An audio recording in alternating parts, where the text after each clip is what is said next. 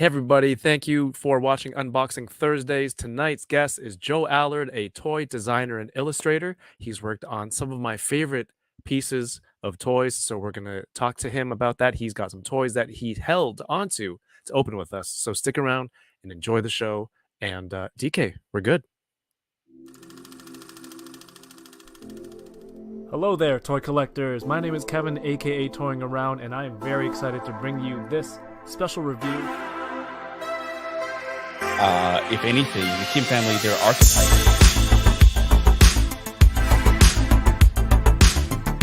Which is sad, but not always a bad thing. I'm okay. I have one Zeusy on the name. Let's try them. Let's still try.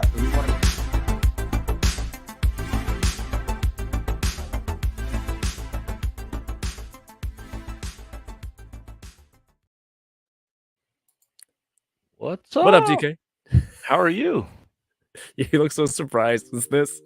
It is because like I've been having a lot of bad luck with my PC and internet, so I'm like Yeah. kind of frantic about the mic. I'm not using the mic, other mic. I'm using my headset mic, so You're always just saying, frantic. You're just saying Mike a lot. You sound very frantic. I can hear it. But I'm gonna be away in a few weeks. Like, are you gonna hold it down? Oh yeah, I better. I'm pretty sure Mirror. I better figure it out. Yeah. I don't know why that doesn't inspire much confidence in you. For like, yeah, I better. Yeah. But yeah, guys, if you're in the chat, would you like to see DK guest host for 2 weeks? Because I'm not going to stream from 9 in the morning in Asia. Let us know in the comments. Let us know if you're watching the replay. But there are some really great toys that I want to get to tonight.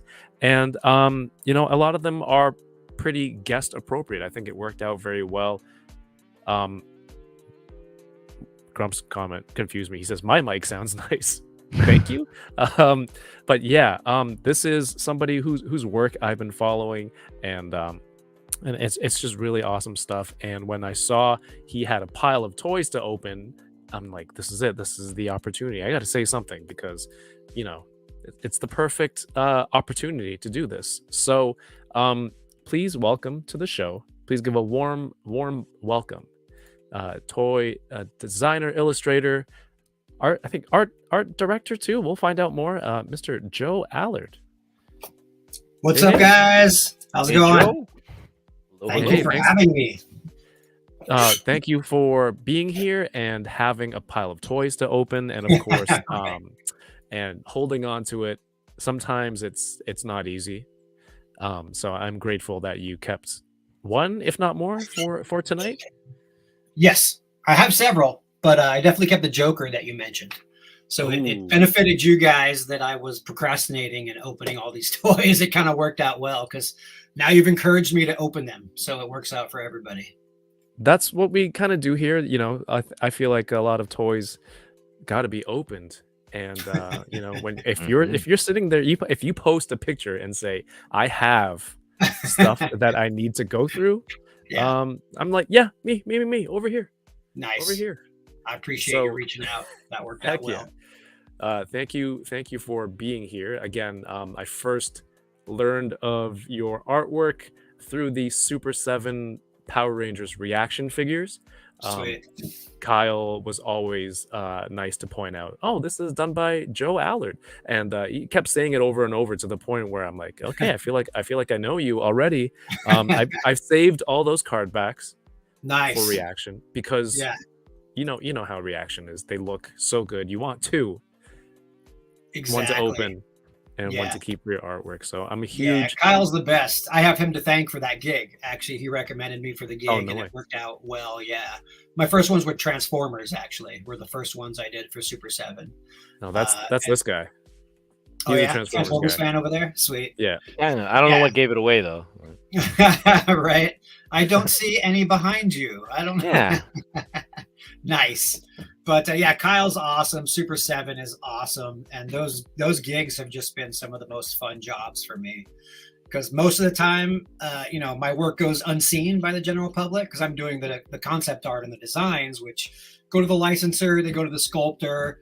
But unless I post it on social media, nobody sees it.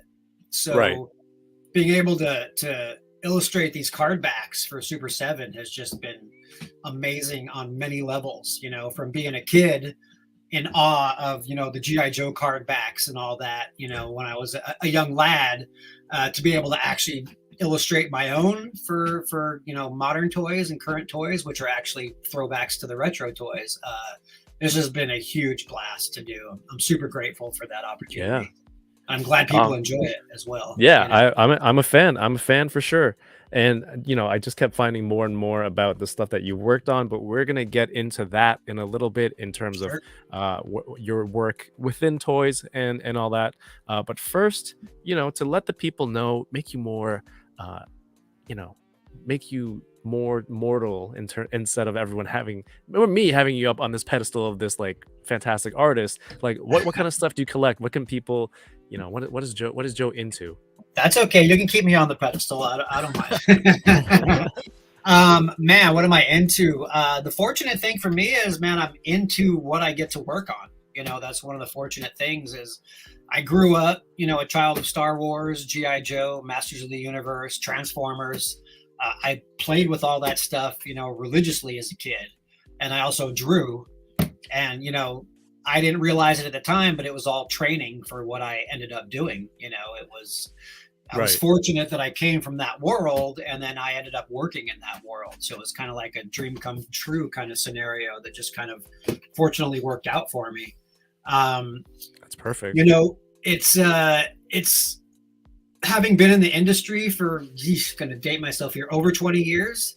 It's got to the point where I've run out of space. Like currently, it doesn't look like it because there's the way I'm set up right now in my studio. There's nothing behind me to look at. It's all in front of me for my inspiration. But I've got a storage unit just packed with stuff that I don't currently have room to display. Yeah, and there you go. You can kind of see what my view is right here. That's what I'm looking at. That's my computer behind you there, and then there's my Obi-Wan and some other stuff in the background. Sweet. But yeah, I get so much. Fortunately, my clients are awesome, and they usually send me samples of the stuff that I design. So I've just got to the point where I almost a couple years ago I slowed down in what I purchase and collect, just because Okay. I was running out of room. You know, I have a storage unit that's overflowing, not only with all the stuff that I've been collecting over the years, but with all my product samples from my awesome clients that are sending it to me. So just because of space, currently what I have is, you know, stuff that I've worked on, you know, stuff that I'm proud of that I want to display. But in the past, my biggest collection, I mean, Star Wars has always been a go-to for me. I'm a huge Star Wars guy. Beautiful. And I think my biggest collection of action figures is Batman for sure. I'm a huge Batman fan. I've loved Batman since I was a little kid. And Same so here. that's kind of the stuff, aside from the stuff that I collect or that I work on. And Star Wars Batman is probably my biggest collection that I just cherish. And, you know, I've had to get rid of some things, but I'm not getting rid of my Batman stuff. Yeah. It's mostly all packed away. I have a Hot Toys 89 Batman and Jack Nicholson Joker. Those are never Awesome. gonna go. Never. Yeah. I don't blame you. I feel like if I were DK, would you agree if you were working in toys and doing designs like Joe would be like part of my contract, be like, can I get a sample too? Oh, I Just would because love that.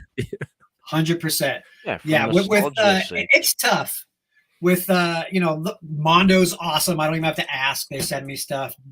Diamond, Gentle Giant, they all send me stuff. With some of the more expensive stuff, like you know, if I do something for Sideshow or whoever, I mean, some of those statues can be $500-$600. So getting a sample of Right. those can be challenging.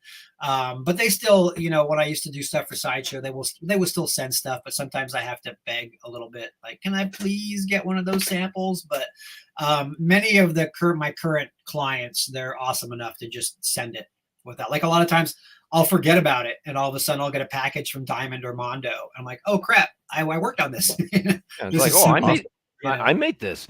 Exactly. And then That's so I get a awesome. backlog, like you saw in that photo of stuff. It's like some of it just goes straight to storage because I don't have room for it all, and then other things stay right here in my office because it's like I have to open this. Like this is something I have to open. So that photo you just shared from Instagram was my growing pile of things that are here that I have to open, and I just Right. haven't got around to them yet.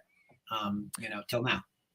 So from that pile, you're opening some stuff. So can you let people know which one did you save for tonight? It was the Joker, right? Yeah, From you Mondo? mentioned Joker here. I've got the Mondo Ah, Batman animated series Joker, beautiful, and beautiful series. yeah, it's amazing. Mondo has been just an amazing client, and like I was mentioning earlier, a lot of these designs, like Joker, I think I did him back in 2018. Is Mhm. how old this design is, and he originally came out years ago, and then they came out with a newer, updated version. But someone like Harley also they recently just released her for the first time, and she was done back in 2018, 2019. And Was that then, Wow. also yours? yeah, yeah, Did yeah, you do the art? I'm gonna share the artwork here before we move ahead, but for uh, sure. right here, this is your work. So do you mainly specialize in these, or no? Sorry, you also mentioned that the gig with Super Seven was doing the actual uh, The card card art. art for the Yep. reaction, but Right. um, yeah, stuff like this, it's cool to see. This is stuff they plan out to before they start designing the figures or the stuff that that they want to accompany the release. Yeah, this is basically the first stage. I started working for Mondo right at the beginning, thanks to a friend of mine, Brock Otterbacher. He was the creative director for Mondo when they Great name. started. Yeah, right. He's a great dude. I worked with him at Sideshow Collectibles, and then he became creative director at Mondo. And he's like, "Hey, you want to help me design stuff? We're starting up a toy division." Like, well, shit, yeah, absolutely. And these Batman animated designs were some of the first things I did for Brock at Mondo. And like I said, it was way back. 2016 might have been the first ones, and then this Joker, the date on my JPEG here was 2018. Wow. Um, so yeah, this is basically the first, the first thing that they do out of the gate, and they call it the design. It's kind of a combination between design and concept art. Okay. When I think design, a lot of times it's what I'll do sometimes, which is turnaround views. You'll draw, an orthographic from the front, from the side, from the back, showing Mhm. exactly what it looks like, where the articulations are, a lot of more detail. This I consider more concept art, because as you can see, it's just kind of like a beauty shot of what you're going to get in the box. And so this is really to help Brock and Mondo visualize what they want to do with the character. So I'll get a project brief from Brock or whoever the art director is saying, "Hey, we're doing Joker from the animated series. And, we want him to come with, these accessories." So I'll get a list from him, and then I'll also do a bunch of research and throw in ideas like, "Hey, it'd be cool if he came with this or that." So it's a combination of getting a list of things from them that they want, and then me throwing in my ideas of, "Hey, it'd be cool if we did a sad Joker face, or if we did the ice pick or something like that." The Just tragic, the sad clown. exactly. You got to have Yeah. the sad clown with the happy clown. So this is the very first stuff we'll do. So I'll work with this was with Brock, going back and forth, deciding what we want, and then basically laying it all out on a concept sheet like this. And this is mostly first and foremost for the licensor. They'll send it, Mondo, once it's all approved by Mondo, they send it over to Warner Brothers, and they'll get their approval. Like, "Hey, we want to make this 6 scale figure. He's going to look like this. He's going to come up with these accessories," and they'll give approvals, or they'll come back with comments or whatever. Mhm. I think all this stuff was approved right off the bat, as far as I know.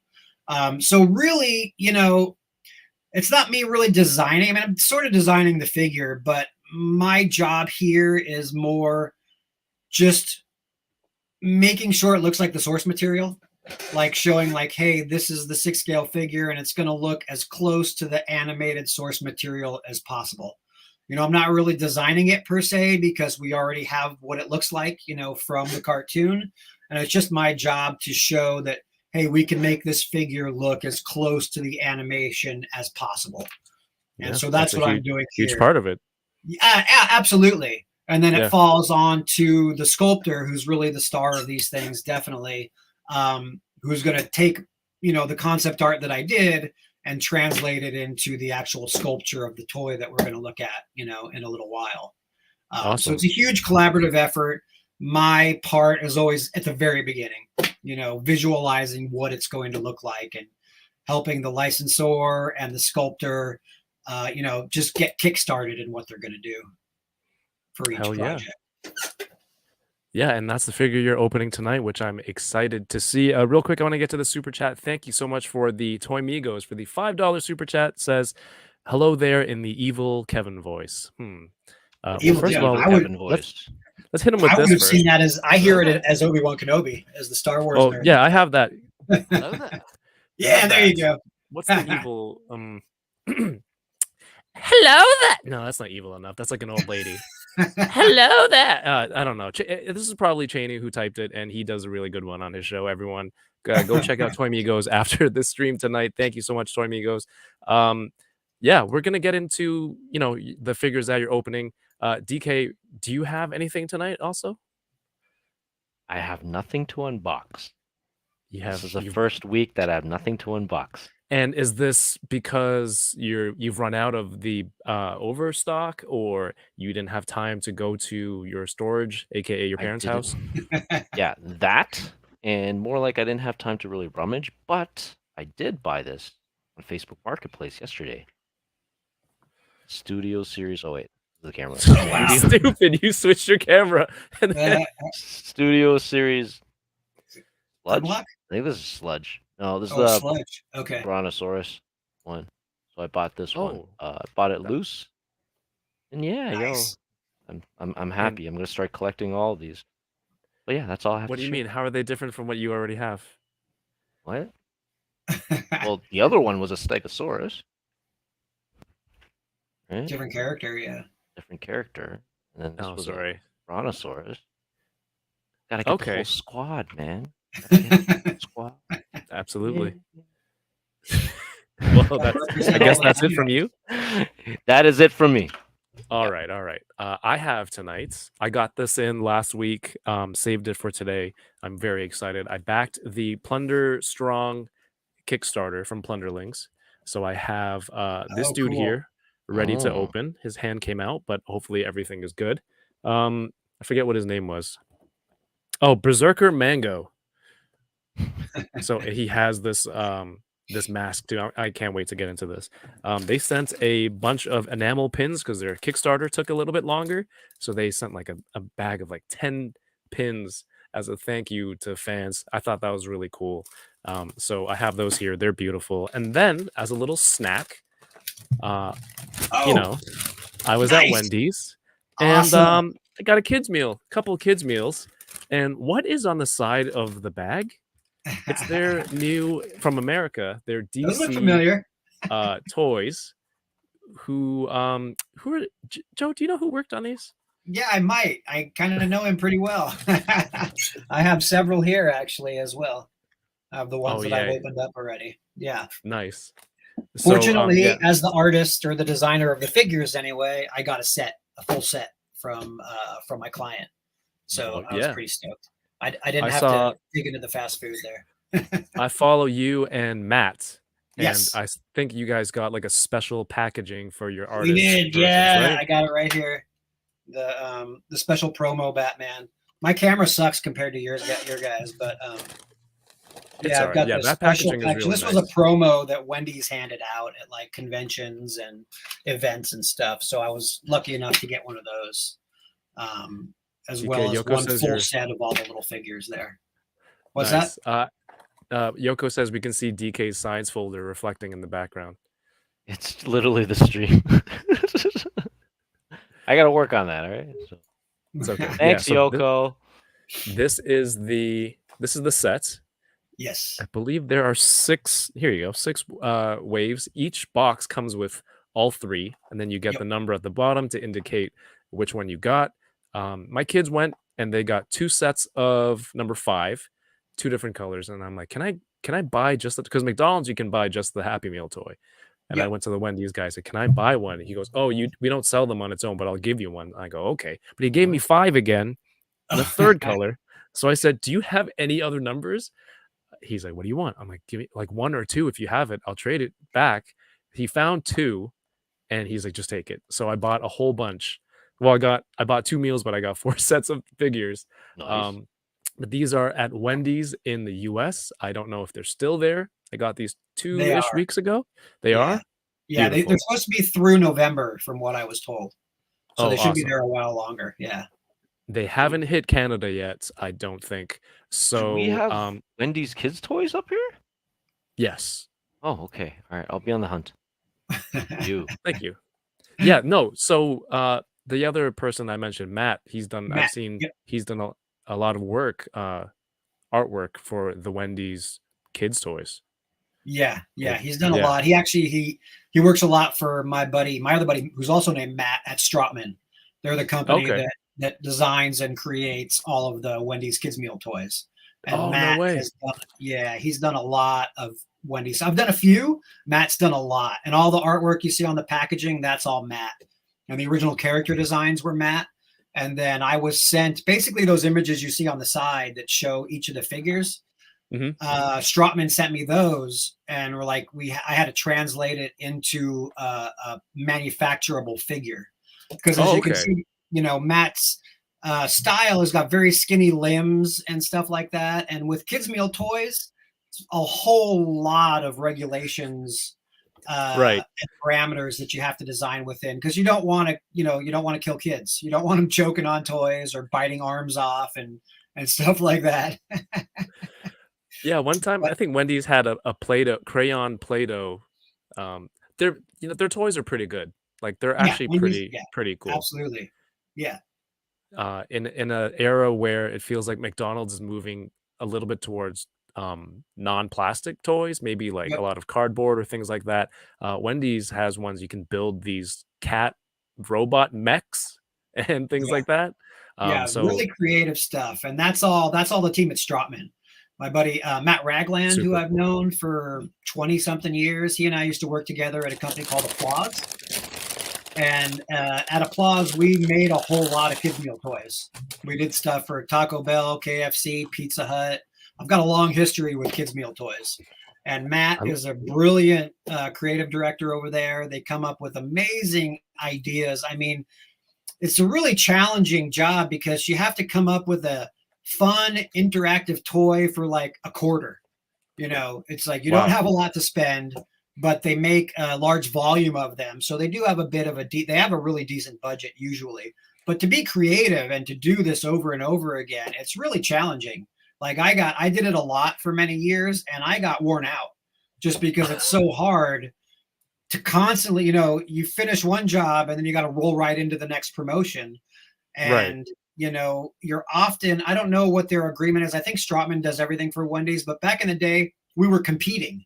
And so you had to compete for that program. You'd be fighting against other creative agencies to try and get the contract for Taco Bell Oh, or really?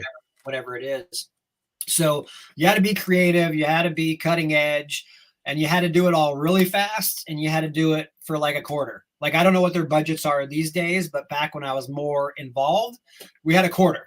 And it was always like, come up with the best toy ever that's going to keep the kid busy in the restaurant for a half hour, and you got 20 cents, go. And it was just really, really challenging. No way. But Matt and Miko and all the guys at Strotman do a phenomenal job of coming up with constantly creative and kind of groundbreaking stuff, I think. And this whole program they did was just, it's all them. I designed the little figures, Matt did all the character art, but all of the whole idea behind it, the whole promotion, that's all Matt Ragland and the team at Strotman. I love it. That I mean, really, I love a good kids meal toy even as an adult. I use absolutely. the cover of my kids to be like, yeah, you want to collect this, right, kids? We'll drive to different, if there's Pokemon or Squishmallows, we'll go hunt for those for the kids for sure. Yep. But for stuff like this, and I'm like, hey kids, you want a Frosty? Like, can I trade Yeah. you a Frosty for the toy? I love a good. How about you, DK? Do you have a connection to Happy Meal toys from when you were a kid? Maybe even Burger King, It's for me, McDonald's? it's more of I think McDonald's. Like back in Hong Kong, do you remember the ones where there was I think maybe it's a Chinese New Year like dragon. Yeah, I have that. He's holding the Right? red pocket envelope, and he's Yeah, all right, I have that. right. So I remember those ones. And I think it was the transforming toys. Transforming's Happy Meal. Yeah, Yeah, my it French was fry like turned the into a French fry. dog or a dinosaur. Yeah, Yeah, burger I box remember turns out like Yeah. those ones are my most memorable. And then when The when it came to McNugget Canada, characters. Do you remember yes, there were like plastic nuggets yep, with musical instruments and yep, headpieces that you can switch around? yep. Those were And crazy. I Joe, think did you? my last thing that I really remember about like Happy Meal toys was definitely like '89 Batman. Oh, Or nice. was it or was it Batman Returns? The one that does the The Batmobile and glasses? then you shoot out the car. Like half Yeah, of yeah, it yeah. kind of shoots out. I think those Batman The Returns. front half of the Were Batmobile shoots those Yeah, out. so McDonald's? Do you remember where they were? Because I don't think remember. Applause made those. I didn't work on those, but I Yeah. think I remember Applause did a lot of kids meal toys when I was working there, and I think I remember the Batman Returns ones as part of their Oh, Polly promotion, Pocket. but I'm not sure. There were I- Polly Pockets and Mighty Maxes, and it was like the one single skull that was like this Skull? big, right? Nice. Yeah. Joe, do you have Maybe. a favorite kids meal toy? Again, I'm gonna be a jerk and say stuff that I worked on, but No, one of the man, you most worked on it. fun. Own it. Yeah. Well, some of the most fun I remember having on kids meal toys was for the episode 1 release. I don't know if Oh, you guys sweet. remember, but they had Tricon was the parent company, and they owned Taco Bell, Pizza Hut, and Kentucky Fried Chicken. And so for episode 1, we were hired at Applause, is where I was working, to come up with a program that spanned all 3 of those restaurants. So like normally you'll have like these DC, they just come out at Wendy's. But for episode 1, it was such a big promotional extravaganza everywhere that they wanted a set of toys for each of their restaurants. So what we ended up doing, it was so much fun. We flew and had a big like brainstorm with Lucasfilm and Tricon, all the people from those restaurants trying to figure out what to do for this giant, it was huge because Star Wars was gone for 20 years or whatever. Right. And now episode 1 was back. So what we ended up conceiving was each restaurant was a planet. And so all of the toys at each restaurant, I don't remember who was who. I think maybe Taco Bell was Whoa. Tatooine. And I don't so remember that. everything at remember Taco that. Bell was toys based on Tatooine. And then the other restaurant was like Coruscant. And then the other restaurant was Naboo. And KFC so, Coruscant. And yeah, exactly. Something. I That's don't pretty remember cool. which planet went to which restaurant. But Like the restaurant cinematic universe of right, That's what it is. exactly. That is awesome. Yeah, it was fun. I want to but live in mean, that universe. It was totally, and it was challenging because normally you're just coming up with 6 toys. Here we had to come up with like 18 toys and spread them out over the 3 restaurants, and it was a blast, to come up with. Nice. And each one had to be unique, and each one had to be engaging, and each one had to be fun. And being the Star Wars nerd that I was, it was just, I was in love with the job at that time. So those are probably my favorite kids meal toys that I've worked on. Up till Hell today, yeah. up until these new DC ones, of course. That's awesome. I want to take a few minutes to say what's up to the people in the chat. In that time, and give you guys an opportunity to get through, open up some of the packaging that you have there for the toys. Do you want to get it started, Joe, on your Oh, Joker? sure. Yeah. Let me see. Let me turn my lights up more. I've got the mood lighting on now, but let me turn up my lights here. It's all good. I want to thank people who are here watching live tonight at the moment. Don't forget to leave a thumbs up, share if you haven't already. We have Toy Rensu in the chat. What's going on? DK, can you throw some music on? Oh, music. Sweet. I have Just so music. it's How do I not do just music? me. All right, I got it. All right. So bear with me. I'll open this up and I'll share it as I'm opening it. I mean, tell me Yes. when you want me to go and start sharing. I will start we can breaking just- it open. Yeah, take the figure out. And I want to say what's up to Toy Rensu channel member Mr. Ryan Clark is here. Win or lose.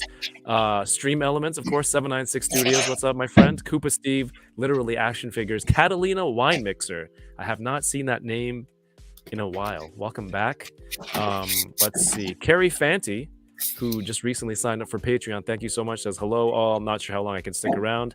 Have a very early day tomorrow. It's all good. It's all good. Thank you for hanging out. You were in the stream last night watching, so I appreciate you. Thank you. We have Armed D Collective here. Let's see. Oilers Workshop. Party like it's 1989 in Canada. I mean, that was pre-World Series, man. When I landed here. Oh yeah, me too. Toy Chase, Bat Force Grumps in the chat. What's going on, Grumps? Another Patreon supporter for sure. So is 796 Studios. Yoko McCann also, channel member everywhere.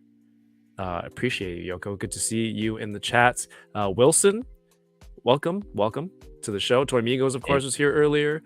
A Machu toy. What's up, Machu? Go check out Machu and his chat with Sharpness Prime from yesterday on his channel. And talking about the Street Humans Kickstarter, we have Paul Morales in the chats. And a lot of familiar names. It's great to see everyone here. Oh, Wing or Lose was asking, DK, are you going to be able to go solo for sure? In a few weeks, we'll see. Yeah, I'm sure there's no problems. Legendary Poser, again, thank you for sending out the care package last week. Those props are really cool and still here on my desk. We have 1/6 Shooter, the very talented toy photographer. Thank you for joining us. The letter A, just the letter A says so cool. Thank you for being here. First letter of the alphabet. Bruce Bryan, Rocky Manzo, good to see you again. Kirby Kai and High School Creations. What's up? What's up, Mikey? We'll see you next week on Enablers. Marvelous Nick, welcome back. Good to see you, my friend. Mike, he is risen. Yes. All right, everyone, thank you for being here. Hit the thumbs up, please, if you have a second. And we're going to see. Did you get it out? The Joker already? Oh, yeah, I got him out. I'm just keeping him in the box now. There he is. Oh. All his glory. Wow. He comes with so much stuff. And he does. I had to smell it because I'm sure, as you guys know. Oh, you're one of those? Oh, yeah. Plastic. Yeah, exactly. Who doesn't do that? I haven't done this in a while, so I was like hitting, big whiff of the fresh plastic smell. But yeah, here he is. Oh, yeah. From your art to the final product, was there anything that was removed, or this was? That always happens. Yeah. Right. This has, what? So Mondo does like several different, versions. Limited edition exclusives for like New York Comic Con. Like they had just had the Omega Red figure from the So when I do a design like that, I think I took out a bunch of stuff out of the concept art that you're just showing, because when we first do it, we kind of throw in the whole kitchen sink, and it's like everything that we might include with it, we put, and I draw. Like I always draw more stuff than actually comes in the package. But then also, while they're in development, the creative director or sculptor or whoever will also come up with some new ideas. So it's a mixture of less stuff that I drew and then new stuff that I didn't concept. But as I'm looking at this, it's pretty much everything that I drew. Awesome. The Joker fish are there. The bomb is there. The ice pick is there. His cards are there. There's 4 heads. I think they're all included in what I did, and a bunch of hands. So yeah, this one's actually pretty accurate to what you see in the concept art right there. But these are just so cool. They do such a good job with these. Oh my god! I opened Wolverine a few weeks ago, and I'm trying not to buy more. But I just want to, give you a few moments to look at the figure now that you have it out, and from your work to having that figure in your hand, what's going through your mind right now? Oh, it's just I'm blown away at what a good job they did. The sculpture is amazing. The articulation is great. He's solid. Sometimes I'll get figures and I'll pull it out of the box and he's got like loosey-goosey legs or parts that won't stay in. But this has no problems. He's stiff, but he's easy to pose. And obviously, as you guys know, you want him kind of stiff so you can put him in poses. Yeah. And there's no restriction. And just, the way as you see on my concept art, on this one particularly, I didn't call out any articulation because that's how the creative director wanted it. He's like, I just want the character, no articulation. We'll work that all out in 3D and sculpt. So I just draw it like he looks in the cartoon, basically. And then they did all the articulation work, and just what they did with the knees and just everything, they hid all of the articulation as best they could. You can't really see it because of my crappy camera, but That's all good. they worked it into the sculpture so that you keep the silhouette, basically. Like, Yeah. I mean, that's a bonus of the crappy camera is you almost don't see the articulation. It still looks like a lot of figures, as you guys know, it gets chopped up and it no longer really keeps the feel, especially animated stuff. You lose that smooth animated silhouette because they're more concerned with articulation and movement. But with Mondo, with these animated ones, they find a great happy medium in between, keeping the character correctness of it, yet giving you enough posability to really be able to pose it and play with it if you want to. So I'm blown away at the way they've managed to keep the animated look, but still give you like so much. I mean, he's still got waist articulation. He's got head and neck. He's got it under the chin and nice. here under the neck. Yeah. Oh yeah, exactly. Just so boy. awesome. Yeah, I didn't work on Wolverine. I did Magneto and I did Omega Red. And then they've got other guys that are just incredible as well, doing a lot of the X-Men animated line. But I'm super pleased with the Joker. He's just so much fun. And I don't remember, does it say here on the box? Some of the boxes have credit. Does it have your name? No, Magneto has my name on it, and it has the credit for the sculptor. I don't remember who sculpted Joker. It says it on the Mondo website. I do know that, but this package does not say it. Is that the bottom or no? No, not on this one. Mondo always puts it on the website, and then it depends on the license whether they put it on the package or not. Like for some reason, I know like all the stuff I do for Diamond, they put a credit on it unless it's Star Wars, because for whatever reason, Lucasfilm doesn't allow them to credit the artists. Interesting. No idea why. It's something to do with Lucasfilm. But nothing Star Wars I ever do has credit on the packaging or on the website. But like anything else I do for Diamond or Gentle Giant, it always says right on the package, designed by Joe Allard, sculpted by whoever. And then, so I don't know if this is a Warner Brothers thing, because on Magneto, it says right on the package, this is concept by Joe Allard, sculpted by whoever it was. This one does not. But he just comes with so much fun stuff. Like that's part of the, like with this kind of stuff, because like I said, I'm just translating the animation to, to the concept art and making sure it stays faithful. So really the fun for me with a lot of these action figures is coming up with the accessories. That's where I get to put in my 2 cents. It's like, it'd be cool if it came with a Joker bomb or whatever it is, So it's, when I work on this stuff, I like to immerse myself in there's the Joker bomb right there. Looks pretty much just like it. Where's my camera? There's my camera. So yeah, everything is here, except, what I'm noticing is missing is the bang gun. And I don't know if that was just with this release. Right, because they have timed releases on their website, which are exclusive to them and have a few more accessories. And then there's different releases later on, I think, that go to other retailers and have a little bit less. And like you mentioned, convention exclusives, things like that. I have the Omega Red here ready. You have it on your page. Yep. Yeah, and see that. Here. What's that? Just your art on here, and then the next slide comparison to the actual figure. Yes, exactly. The physical form. That's awesome. That's always fun. And so, like for example, like I drew more stuff for this guy. There are more accessories. I'm assuming there might come in future releases, or maybe they drop them. I don't know. I'm not privy to that kind of info, but there was a good deal more stuff that I designed for Omega Red that was not included in the New York Comic Con release. So whether those will show up in future releases, I'm not sure, but that's an example of, so when I showed my concept art here, I had to take a bunch of stuff out because I didn't want to show stuff that wasn't revealed. Right. So all you're seeing there is what they included in the New York Comic Con exclusive. That So one's up like, right now. yeah, this one, as you can see, I actually did draw in some articulation, even though they mostly work that stuff out in sculpture. I drew it in there. I gave it's really subtle, but I drew in the bicep articulation and the ankle articulation and the rib articulation there. It's really subtle to try and keep with Oh, the right.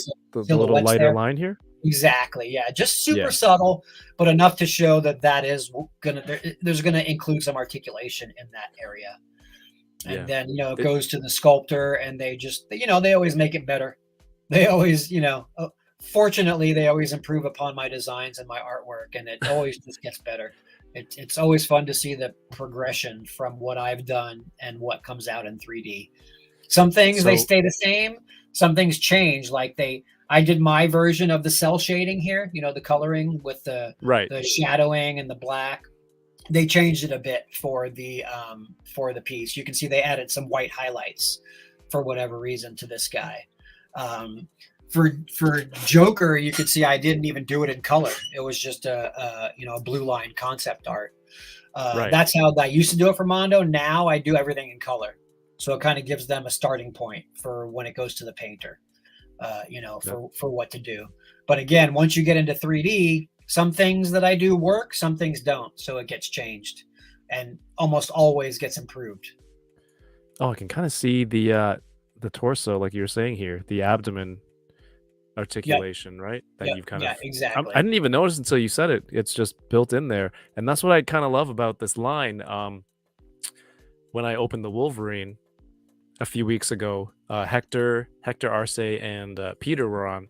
Yep. And they were showing the figure, the Omega Red figure, but when I was holding Wolverine, it's like it's when Mondo makes these, it's more of like it's a little bit more towards the art toy side.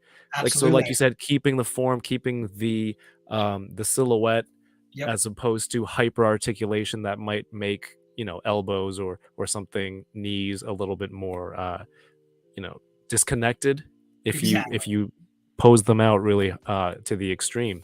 But this stuff is really great. So it almost reminded me there back in the day, the Justice League animated cartoon, they used to sell these maquettes, and it would just be almost like vanilla pose of the characters. You get the maquettes of the entire Justice League, and this is like looked like something like that, where maybe an animator might use this as a reference to their illustrations when they're drawing. But now it's like the other way, we're taking the illustrations, making it into that toy. So I just got that maquette feeling from those old releases.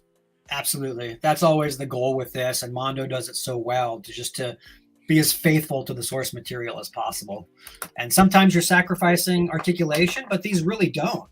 The sculptors and engineers do a great job of working it in and just keeping that form and making it look like it jumped right out of the cartoon onto your desk. And that's just so much fun to work on, because I've worked on those action figures where it is all about the articulation, and sometimes it works. That's what people want.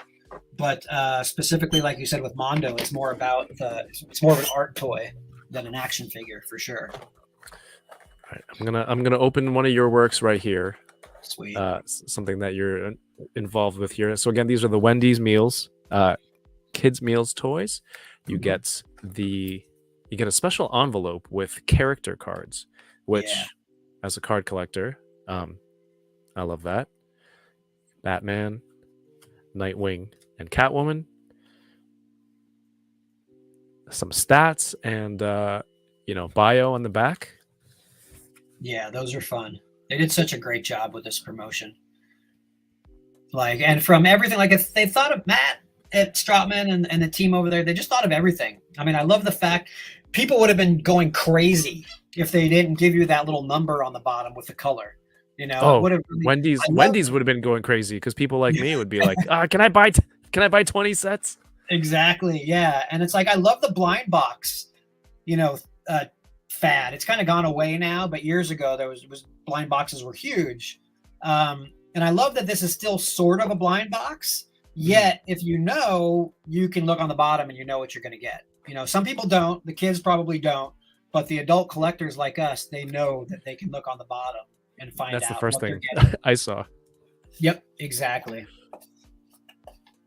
and these are so much fun Yeah, they were so for a much kid's fun to toy. work on. It was a huge job because there were so many figures.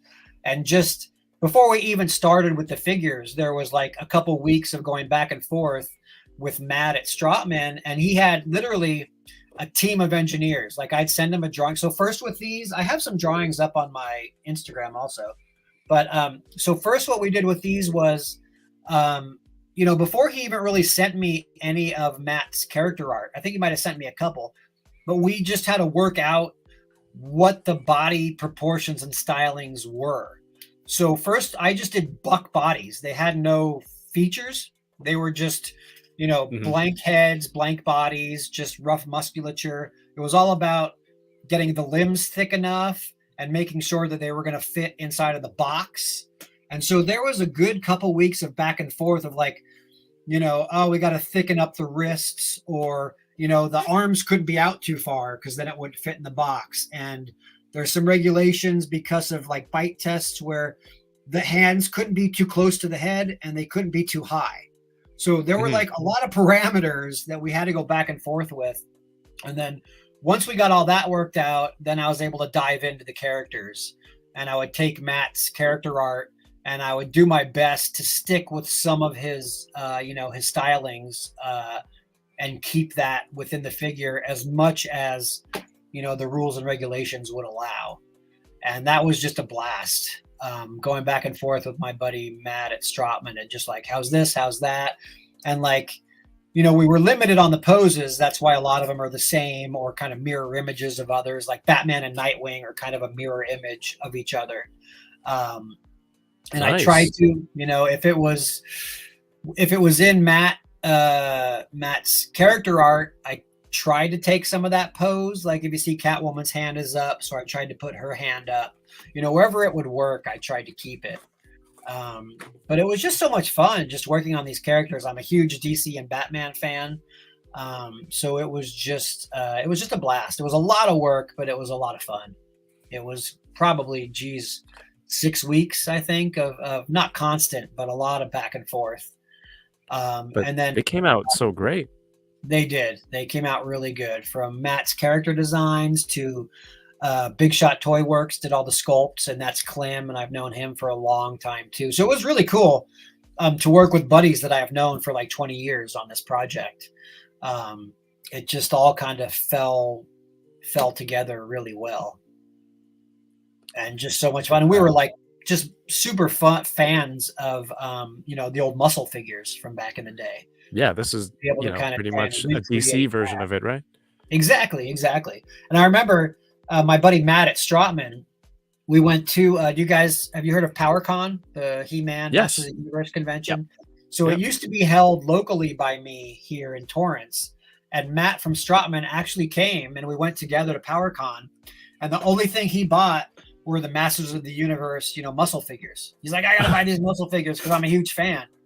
And then flash forward like 10 years, and Matt calls me up. He's like, hey, I got the perfect job for you. He's like, we're going to do DC muscle figures. I'm like, oh, hell yeah. He's like, you Was want to that work on it? I'm like, was it pitched absolutely. as that idea? Or was that something that Probably, they you brought always to? want to, especially with a client like Wendy's, you always kind of want to reference because they might not understand. Like, we want to do these little figurines. They're going to be like, well, what's Yeah. special about that? So you show them examples. So I don't know. I wasn't in the meeting, but I have to imagine that Stratman was like, hey, we want to do something like this and show the old muscle figures. Right. And say like, and they're known as Keshi figures, as you know, is like what they're called for, collectors. I guess that's because it's, the Japanese, I believe, probably where it originated. I don't know if that's where muscle got the idea or whatever, but, they're called Keshi figures within the industry is what they're known as. I call them muscle figures just because that was my first introduction to that type of Mhm. small plastic figurine.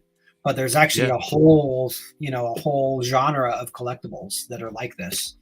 I think I have Dragon Ball figures from Yep, Asia that some like just one single color, whatever exactly. the toy was injected with the color for the plastic, and then that's just that's it. and they're a lot of fun. So Yeah, there's a yeah, lot of I kaiju, don't know how much. a lot of kaiju figures that are done the same way. Yeah, definitely targeting some of the parents there. I'm pretty sure. Oh, Or 100%. maybe that's Yeah. Yeah, that's you who's got to designing target it. the kids because I remember from when I used to work at Kids Meal Toys a lot, like the parameters. I don't know if it's the same, it probably is, but one of the goals of the Kids Meal Toys was to entertain the kids while they're eating at the restaurant. Give the kids something fun to play with for the 30 minutes that they're, eating at Wendy's or whatever, so you wanted Right. to engage the kids.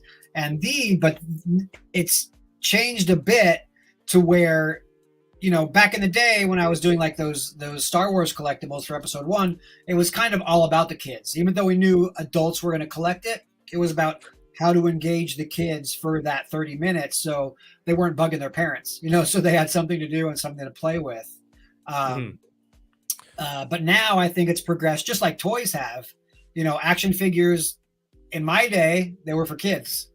Nobody was thinking about the adult collector when you were making the Star Wars figures or the G.I. Joe figures. It was all for the kids.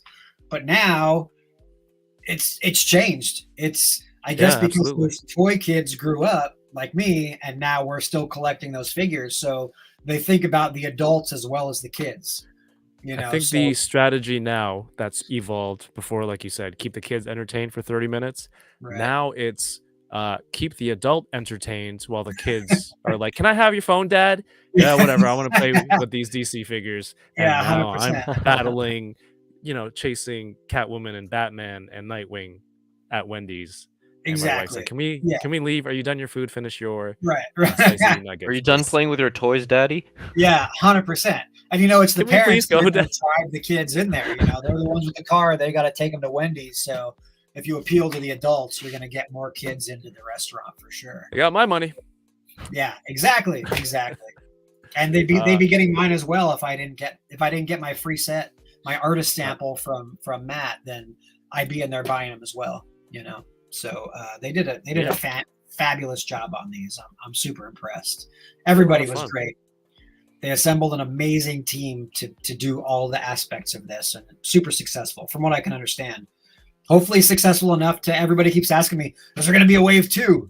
Because, people's favorite characters like Shazam or whoever were not in this wave for whatever reason. So everybody's hoping for a wave 2, including me. I'd love to do a second wave of these. So we'll see if enough people go into Wendy's and keep bugging them, then maybe Wendy's will go to Stratman. There you go. Exactly. And everyone in Canada flood down to the US and just cross the border. Ask for some, hit the Wendy's and see if they have the DC figures.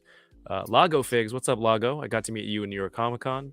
Congratulations on having a street human named after you. Ilago says, love this. I think he's talking about the Joker. Says his Harley just shipped.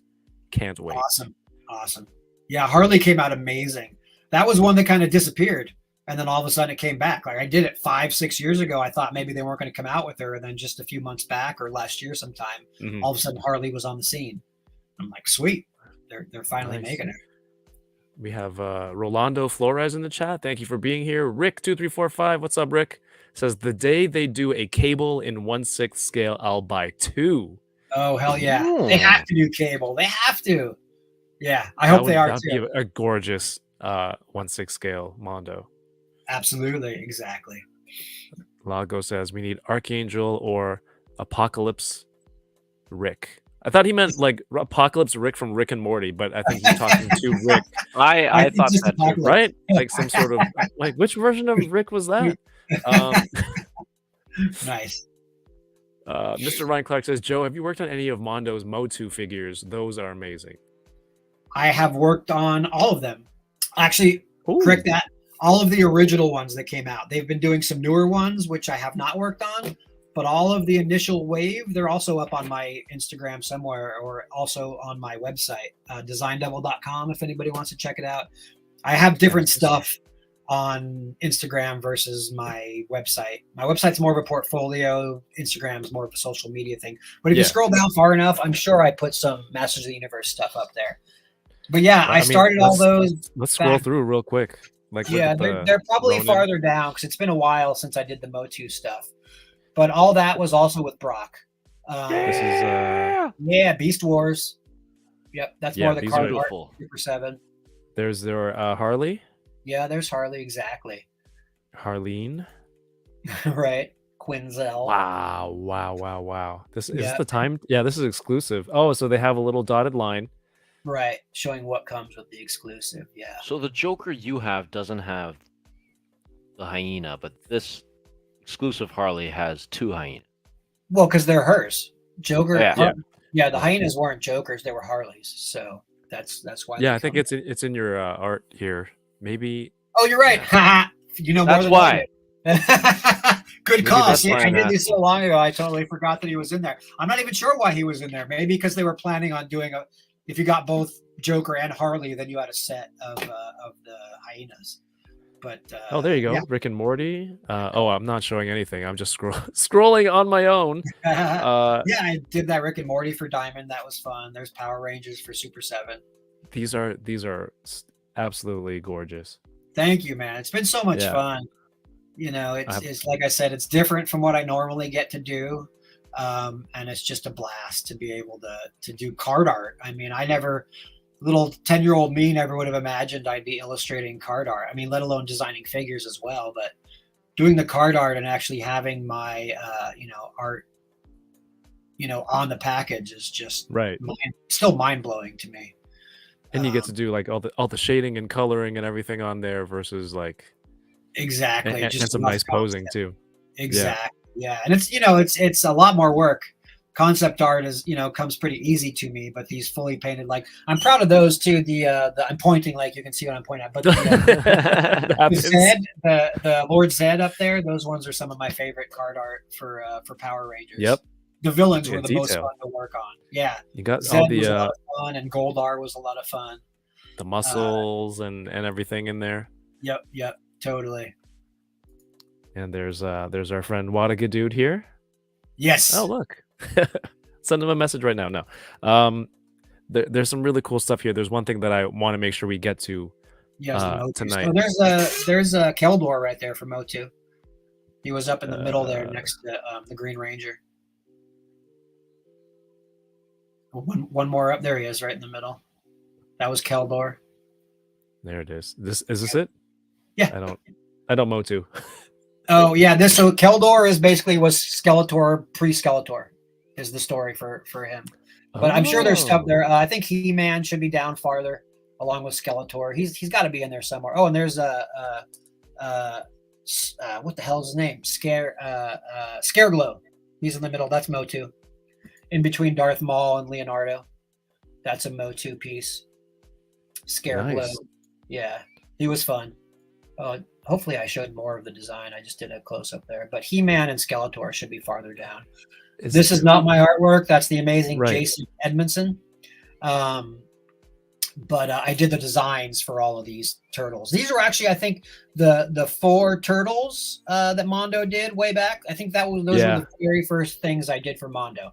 I think that was my first gig for Brock and Mondo was the turtles. Oh, there's Merman in the middle there. Right.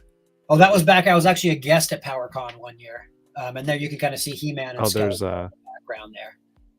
Yeah, those were collaborations. There were a couple different artists. There I am. And those are all the Legends and 3D busts that I do for Diamond and Gentle Giant. Right. That's And awesome. There's Comic-Con showing off some of the Motu stuff I worked on. Yeah, lots of amazing work, guys. Go give a follow. You'll get lost scrolling through all this cool stuff. Claudia, what's going on, man? Says, well said, very true. Keep the adults entertained for the Happy Meal. Claudio, I think, am I going to see you this weekend? This Sunday, October 29th is the Awesome Toy Show in Mississauga. I'm going to be there selling some of the stuff that I really don't have space for anymore. But go check out awesometoyshow.ca or at awesometoyshow on Instagram. They open 11 to 5. 11 is the early bird, and they have cosplay contests. There's raffles. The grand prize for the raffle is $2,500 Canadian. So that is insane. That's got to be like 1,500 American. So, come hang out. awesometoyshow.ca. Hopefully I'll see you there, Claudio. Carl is here. tuning in from the road, please, eyes on the road. Mario says, I regret not getting that timed edition Harley. I'm sure there'll be another edition. They're pretty good. I'm sure there'll be an exclusive somewhere or some other version that comes out. Yeah, all the artwork is fantastic. Thank you, 796 Studios. I appreciate it. Hell yeah. Yes, I cannot move forward with the stream without addressing this. This Obi-Wan Kenobi Oh yeah. Yes. is Thank one you. of my favorite things that I have in my collection. Oh no. There we go. Oh, that's you getting it. Yeah, that was me knocking over all of my DC figures while I get my Obi-Wan Kenobi. Out of Yeah, the this way, guy. DC. So you have this guy? You have this one? I do. The Awesome. first time I saw Mythos Kenobi, I was at Star Wars Celebration 2015. The Sideshow booth had the statue Yes. on display, and I think it was on sale. And I was trying to tell my wife, like, "Come on, it's not that much money is on sale. I'm like, how am I going to bring it back from California?" You know, I was with my family, and she was slightly pregnant with a child, so we're like, how are you going to get this home? But I was really sad that I couldn't get that Mythos statue. Yeah, it's really sought. It's hard to get now. It's Yeah. really sought after and pretty expensive on the secondary market. Yeah, so for Star Wars fans, it was like a blend of Ewan McGregor and Alec Guinness, the in between stage when he's on Tatooine. The in between. The next slide. I think there's a Kenobi. picture of it in this on my Instagram. Yeah. Oh, this is the statue. Yeah, there's the statue exactly. And he has all these little bits of gear that like almost little callbacks or Easter eggs for fans. Like, oh, absolutely. His Clone Wars armor, Gaffy stick, Qui-Gon's lightsaber. He's got a mini moisture moisture evaporator. Yep. Yeah.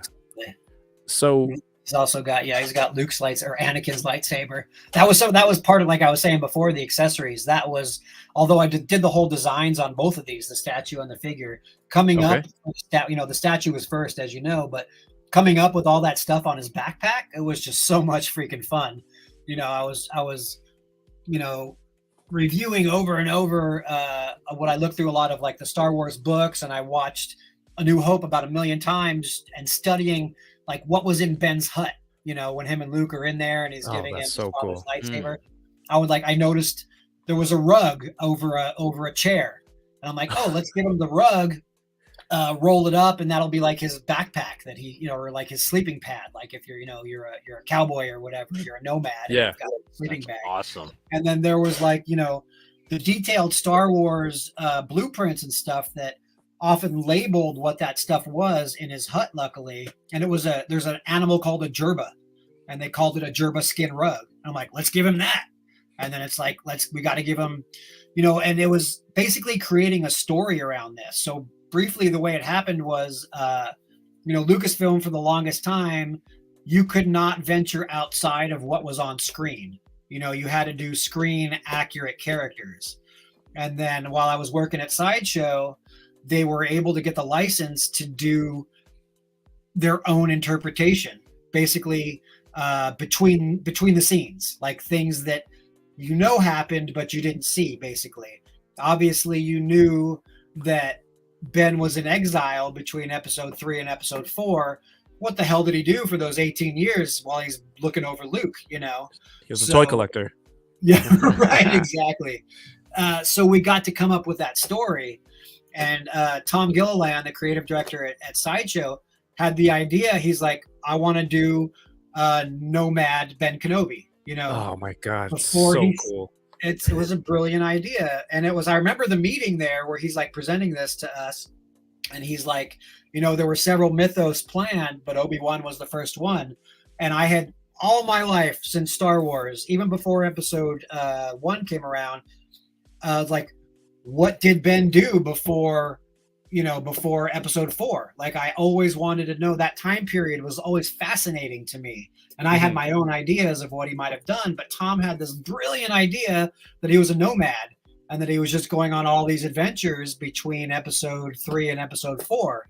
And so his concept was he's a nomad, and he's got a big hobo backpack on, and it's got a bunch of junk on it, and go. That was basically the instruction that I got. You got hobo Ben Kenobi. He's got a backpack, and I think he referenced what's the one of the Monty Python films? Was it History of the World? I don't remember. One of the Monty Python films where the guy's got this giant hobo backpack, and he's got all this junk hanging off of it, like cups and junk, and he's like, "That's what I want for Ben Kenobi. He's a nomad. Go." And that was basically the instruction that I was given, and then so I was able to just come up with all that stuff that was on his backpack. And I'm like, all right, so what did he do? Well, obviously he's going to be fighting some sand people. So maybe he disarmed the sand people and he's carrying around the gaffy stick and the rifle. And if he's traveling through the desert, he's going to need water. So let's give him a mini, moisture evaporator. And Brilliant. It's like, I'm going to have Qui-Gon's lightsaber and Anakin's lightsaber. And then like, what does his outfit look like? He's got to look like Obi-Wan Kenobi, but let's change it up a bit. So I gave him a sleeveless robe. Let's cut the sleeves. He's like, he's in the desert. Does he really need this big old freaking robe? So let's give him a sleeveless robe. And then I gave him the fingerless gloves. I was like, well, he's going to be in the sand. So let's wrap his boots with some, fabric to keep the sand out of his boots that you see right there. It's just like all this storytelling. The clone armor on top of the pack. Like it's such genius. a nice touch. That's we were just trying to just throw back to all of these adventures that Obi-Wan went on. And, everything with Sideshow and with a lot of these toys, but Sideshow especially is, Tom was always, we got to tell a story. What is the story we're telling with this statue? So that's what I was pushed to do. And it was just so much fun coming up with all that stuff. And then, so the statue came out and it was a huge hit. And then years and years later, they're like, hey, we're going to do a 6 scale figure. I'm like, oh, that's freaking awesome. So I got to go back and revisit my original design for the statue and translate it to a 6 scale figure. And so that's the artwork so that you saw. To touch that twice. Yeah, exactly. So that was, that alone was just mind-blowing. And Look just for a Star Wars nerd, it was just a dream to be able, there's the Jerba skin rug down there. I don't know, I still don't know what a Jerba is, but that's what they called it in the Lucasfilm book. So that's the Jerba skin rug, and the gaffy sticks, and the Jawa bandolier you see there over on the left, and the 2 lightsabers there. So just being able to do the milestone statue was a milestone in my career, definitely. And then to revisit it again for the 6 scale figure was just super satisfying. And all the artists, the sculptors, the fabricators that did the costume, just everybody was just so freaking amazing at Sideshow. And then like that, if that wasn't enough. Right. But wait, there's more. Exactly. But wait, there's more. And then we hear about, Disney Plus is doing an Obi-Wan Kenobi series. It's like, oh, that's mind blowing. How cool, like just joking around. How cool would it be if they, were inspired by our Mythos Obi-Wan? But we were not privy to any of it. Like I had, until he walked out in that final episode, that outfit, like, oh man, I crapped my pants. Like I was a little kid again. I immediately texted Tom, the creative director at Sideshow. I was like, dude, are you watching Obi-Wan Kenobi? I was like, that's our guy right there. And he's like, I don't know if he had known ahead of time. I don't know if he got a heads up, but I didn't know until I saw it on screen on the Disney Plus series. It was like, holy shit. Like they recreated like to a T, like not just a little bit. Like they took everything that we did, from the fingerless gloves to the wraps on his boots, to the sleeveless robe, to the goggles. Like they literally took everything we did, inspired by, but they literally took it and put it on Ewan McGregor. And it was just like, holy shit, like this is real. Yeah. I'm sure someone's pointed it out to you, the behind the scenes, right? Yes, I've seen the figure. Exactly. I saw the figure on the desk. So for people in the chat, if you have Disney Plus, usually Disney does a special episode of like making of, Mando season, whatever. So they have one for Kenobi. Yep.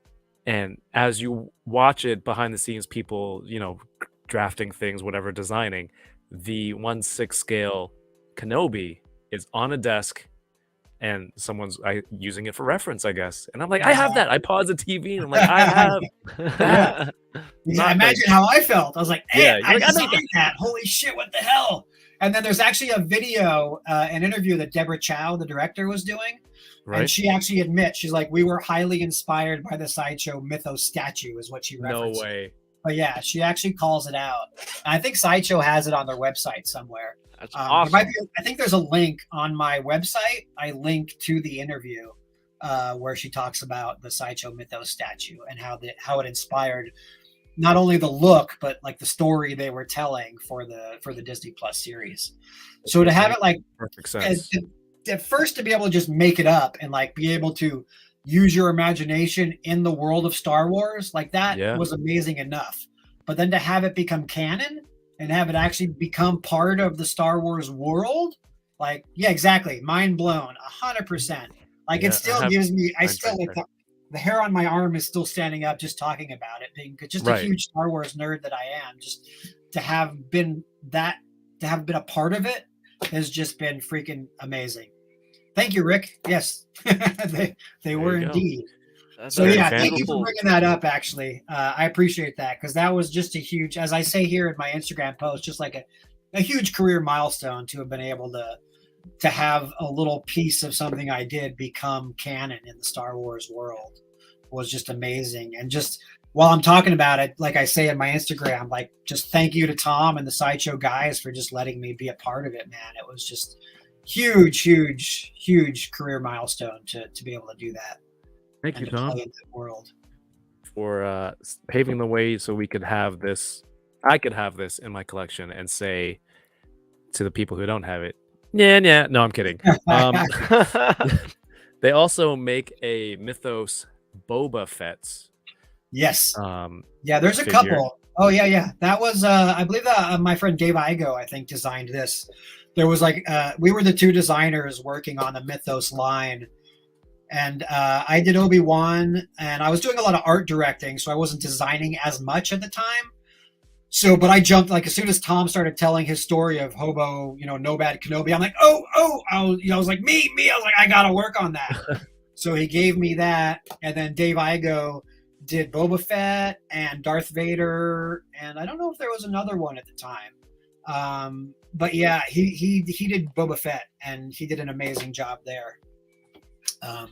So it was just, it was a huge privilege to be able to play in the Star Wars world, but not be constricted to, what was on screen in the 6 films. So that was, huge. That's why I've got it pinned up there. It's definitely no. It's a good thing that you did. It's first of all, it's first pin worthy for sure. But when I went to your profile and I saw a pin, I'm like, wait, why is this on your page? Like, I have this. It's my favorite thing. Why did you pin it? And as I'm reading it, I'm like, no way. So this, I'm so cool to hear. Thank you for telling the story of that, just for you to be able to, kind of start from scratch and really piece together the accessories and the storytelling into that. I've looked at it so many times just to like appreciate the clone armor that he's carrying that with him. Yep. You fought in the Clone Wars, like exactly. and like those kind of stories, those lines that draw or might give inspiration to something like this. It's a really cool piece. That's fun to hear because that was so like with the 6 scale figure, I think they call out a lot of the stuff that he is included with, but with the statue, I don't think we called it out. And for me, that was what was fun because I knew fans like you were going to look at all that stuff on the backpack and go, oh, that's a gaffy stick. And oh, that's his clone armor. And there's a moisture evaporator. It was fun for me to know that fans like me were going to be picking through that stuff and going, oh, what's this? What's that? They're little Easter eggs, little bits of storytelling. So it's fun to hear you say that because that's exactly what we wanted people to do was find all this little stuff themselves and be able to relate that to Obi-Wan's adventures over his lifetime and stuff. So that's cool to hear as well. You have your mic. We're not getting anything right now. Yeah, I'm a professional. There's that deleted scene from Return of the Jedi where Luke is building his new lightsaber with the green. Yep. Yeah, he's in the kyber cave. crystal. Yeah, And I think yeah. like either fans retconned or like, oh, that's he took Qui-Gon's lightsaber that Obi-Wan kept and was Oh, using the kyber interesting. crystal from there to build his lightsaber for episode 6. I've never So heard that. That's a cool theory. I like that. yeah, it's a deleted scene because people are like, oh, he just has a new green Yeah, I've bladed seen the scene, saber. but I never put two Yeah. and two together and thought that. The Yep. other deleted scene in Return of the Jedi, the sandstorm, I'm sure you've seen. Yes, I think so. Where so after they save Han Solo from Jabba, there's a scene where they're all you can find it online, but they're all walking back to the Falcon and they get caught in a sandstorm, and they're all wearing goggles. And that's where we got the idea for the goggles on Obi-Wan Kenobi. We're like, hey, wouldn't it be cool if because he's wandering around Tatooine, obviously he's going to get caught in a sandstorm. Let's give poor Obi-Wan Kenobi some protection for his eyeballs. And so that deleted scene is where we got the idea for the goggles on this. Oh, no way. Yeah. Google it online. Yeah, I'm sure you can find it, but it's a pretty cool. It's just a quick little 30-second scene, but they have a conversation where the actual scene in the movie where they're in Han's already in the Falcon and Luke's in the X-Wing and Han's like, now I owe you one. That conversation takes place on Tatooine in the sandstorm originally before they cut that out and had them have that conversation in space. But it's on the interweb somewhere if you want to see it. Yeah. I can't play it anyway. It'll be copyright, but definitely go research that later on. Rick Jones, what's going on, man? Says the Return of the Jedi radio drama has a long scene with Luke building his saber. Longer than Ezra did in Ahsoka. That was fast. But it was he was fortunate to be on that ship and have everything, he had the lightsaber workshop right there at his fingertips. Mobile workshop. It's the perfect ship for it. Yep. Yeah, this is honestly one of my favorite pieces. Thank you, man. It stands next to the Hot Toys Alec Guinness. So yeah, it's that's super cool to hear your side and your involvement with that. Thank you, man. I appreciate it. Well, who's late? Hey, Kyle. What's up, dude? Who is late, Kyle? I'm kidding. What's up, man? Thank you. Kyle was super nice to make the introduction here and set this up. And thank you, Kyle. You can be late as you want. I have one more thing that I want to open. This is the Plunder Strong from Plunderlings. Have you seen any of their stuff? I have seen it. Yeah, not in person, but I've been following it online. I have for sure. I think they were at PowerCon. I think they had a display at PowerCon this year. They moved PowerCon out of my. It was so great because it was right here in my hood for the first maybe 4 years, 3 or 4 years, right. And then they moved it out of state. So I haven't been. It's huge now. It was when I used to go. It was in the Marriott ballroom in Torrance or something like that for the first several years. But yeah, now it's pretty big. This guy's awesome. Yeah, they make a Plunderling. The original size ones in this color, and I really like that one. And this guy came with the luchador mask, so I'm like, yep, this is the version I want. Those look great. Were did those come about as from a Kickstarter campaign originally? Yes, they did this, and there's another wave called the Plunderlongs as really? as a Kickstarter. But Nice. the coolest part about this, their torso articulation, it's behind here, so the Interesting. whole chest comes down to give that look of an ab chest crunch. Yeah. Oh, that's so cool. Right, Yeah. without the sculpting of the abdomen or the abs. Yeah, it's another way to break hide it. up. Yeah, that's great. It was super cool. This is like a first. I don't think any other toy companies really has done that. Yeah, I The don't drop think down, it works chest. great with this because of the way it's designed, so you can hide it in the pictorial. Hide it as like the muscles, right? Yeah. Exactly. Yeah, some of them like Omega Red, he has pretty defined ribs. So like most action figures, you're able to hide it in the ribs right there as part of the anatomy. But that works perfect for this guy. Those are super cool looking. Sick. Yeah. Extra hands. So they do something really cool. They have these little figures called hatchlings, which is just a small version, probably like this big, of just a body, so that you can put your alternate heads and alternate hands on there, essentially giving you a second figure for the accessories that you're not using.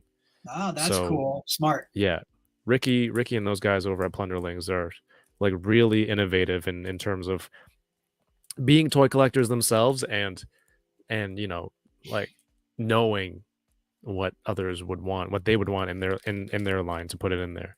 Yeah, that's So smart. That's one of the things that's always bugged me. Not really bugged me, but is a little frustrating sometimes with all these figures. Like you get the figure, and when you display it, you have all these other pieces, and what do you do with those pieces?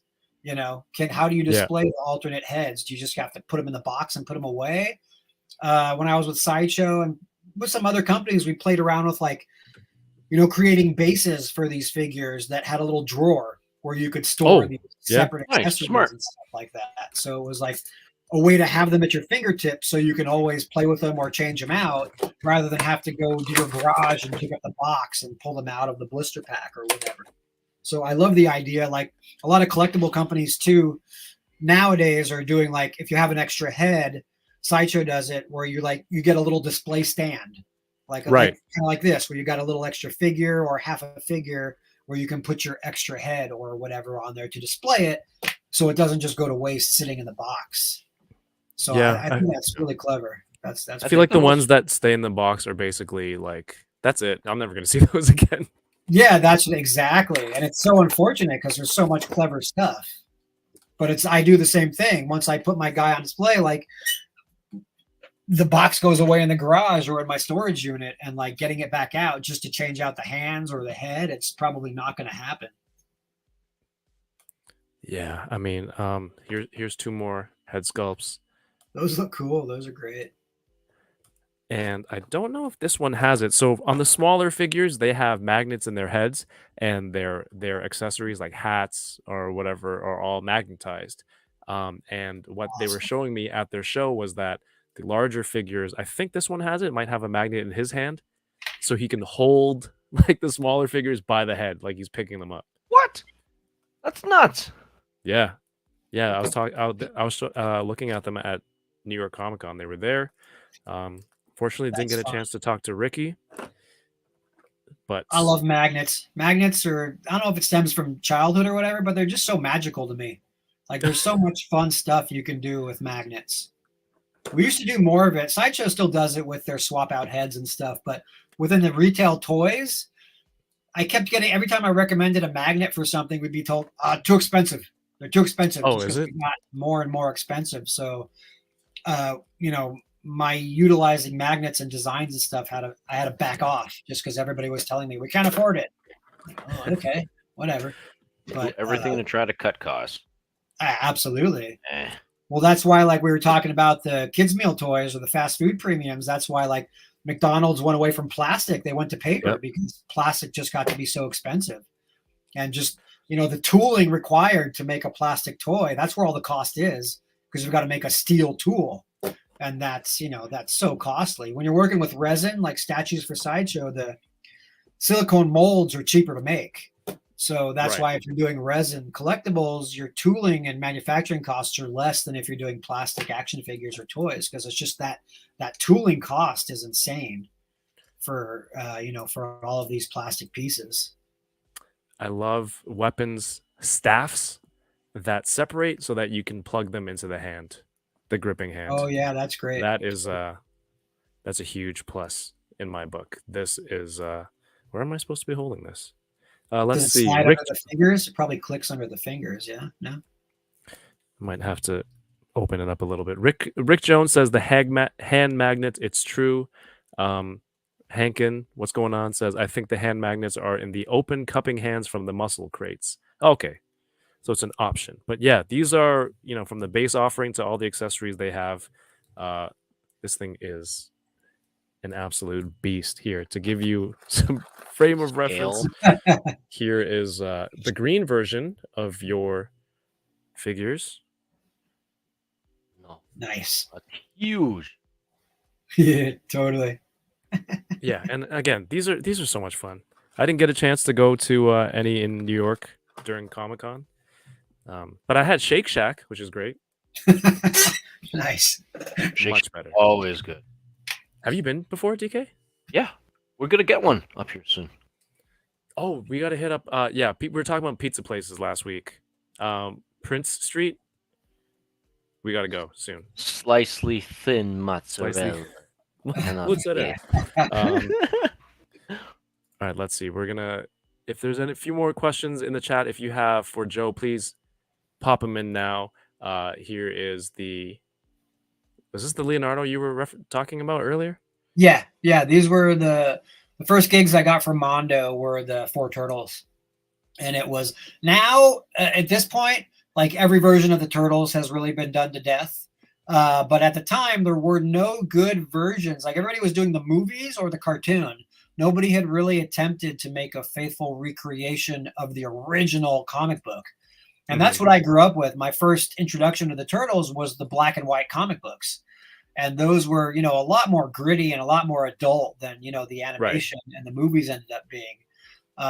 So when Brock from formerly from Mondo came to me, he's like, we want to recreate the Mirage Comics Turtles. I was stoked. And this is a super cool bonus for me was they put my concept art on the packaging, which does not happen often. And I got my little credit down there on the end. So that was a blast. Brock got my concept art in there. This is beautiful inside packaging artwork. Yeah, absolutely. They did a great job. All the Mondo packaging is still really good. And those were some of the first things that they put out from what I remember. It was my first job for Mondo was the 4 turtles. And Phil Ramirez, I believe, famous, super talented toy sculptor, was the guy who sculpted these. Phil's an amazing dude and an amazing talent. Still sculpting today. He sculpted, a lot of stuff for Toy Biz. Ages the ago. Legend stuff. Exactly. Yeah.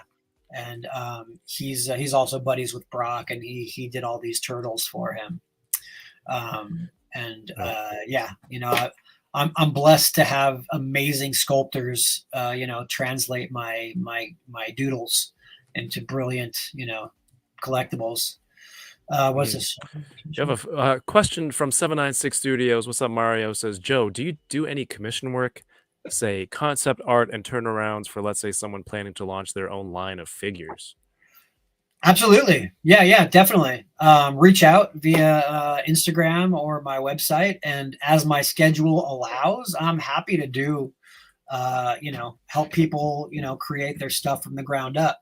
I've been approached, several times. And I've done a few things here and there. Usually, cost gets in the way. It takes a good deal of time, depending on what we're doing, to produce this artwork. So, if timing and budget allows, then absolutely, I'm more than happy to help somebody get their original line of figures off the ground. That would be a blast. So, short answer, yes. Reach out if there's something that you need.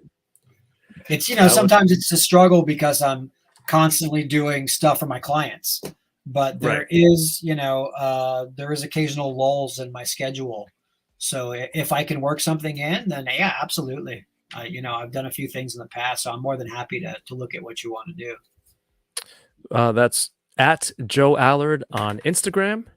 The link is in the YouTube video description. So all you got to do, scroll down a little bit, hit the thumbs up, scroll down a little bit more, click on the hyperlink, and you're there. It's I've mapped it out for you. Couldn't be easier. Joe, one last question before we go.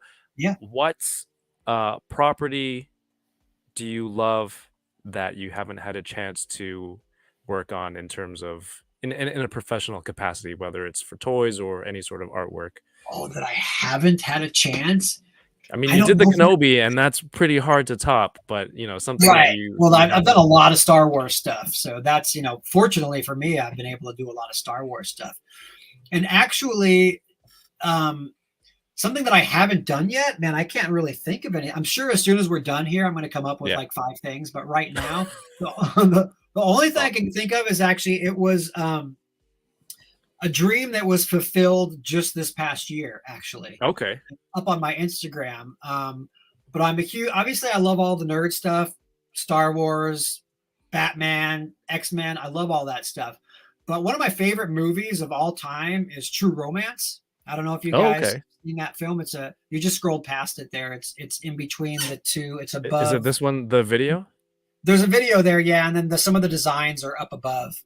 But so True Romance is a film that came out in '93, I think it was, and it was Quentin Tarantino's first script. He sold True Romance and Reservoir Dogs at the same time.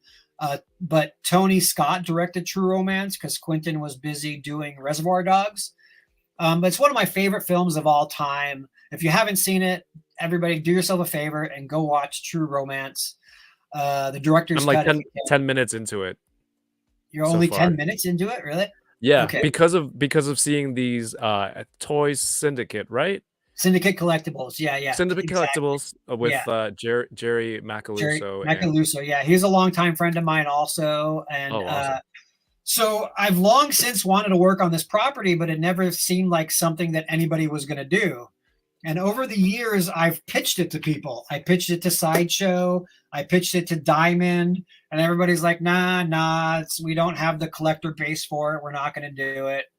And then last year, Jerry hit me up. I've been doing a lot of stuff for him and Syndicate Collectibles. Shout out to Jerry. He's been giving me a lot of work. And he sent me an email just out of the blue. I don't even know if he knew it was one of my favorite films. But he's like, hey, dude, do you want to design some True Romance action figures? And I'm like, stop pulling my chain. I'm like, screw you. Are you serious? And he's, absolutely, I'm serious. And I was just like blown away. I'm like, absolutely, I want to do some True Romance action figures. So it was really literally a strange dream come true to get this gig and to be able to do these. So up until just recently, this would have been the one I would have said would be True Romance, because it's just so obscure.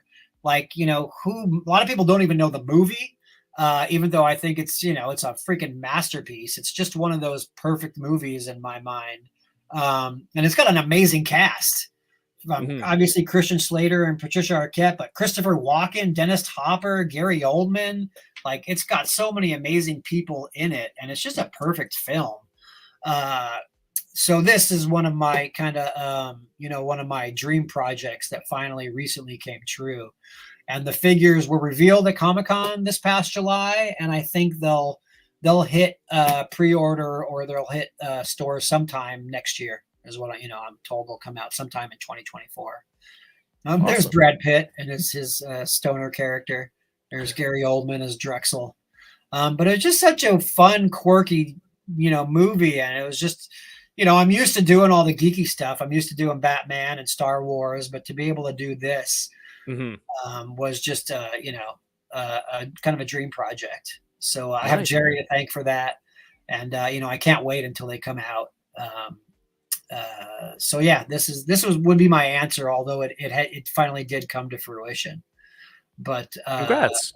Yeah, thank you. It was just, it's so fun, and nobody would have expected it. Like, and that's what everybody's saying, that it got a great reaction at Comic-Con, and everybody's like, I never thought I would see True Romance figures, but there seems to be a market for them. Hopefully they sell well. Hopefully we could do a wave 2, because there's more characters that we could do. James Gandolfini. Who thought you'd get a James Gandolfini figure, or a Christopher? Oh, is he in this movie? He is in this movie. Yeah, keep watching it. Man. It's a good. Is it custom? Yeah, go finish the movie. Is definitely. what my takeaway from this. Does his character look good enough? If there's a figure that I can do a customized Tony Soprano. Absolutely. Okay. And that's what we talked about too. Was Jerry was like, who doesn't want a Gandolfini figure that they can customize and make a Tony Soprano figure, or Christopher Walken that you could take and make him dance to Fatboy Slim, or whoever that band was that he did the video for and stuff. That was it. And Gary Oldman, I don't think there's ever been a Gary Oldman figure. I mean, he's like one of my favorite actors. He's just freaking incredible.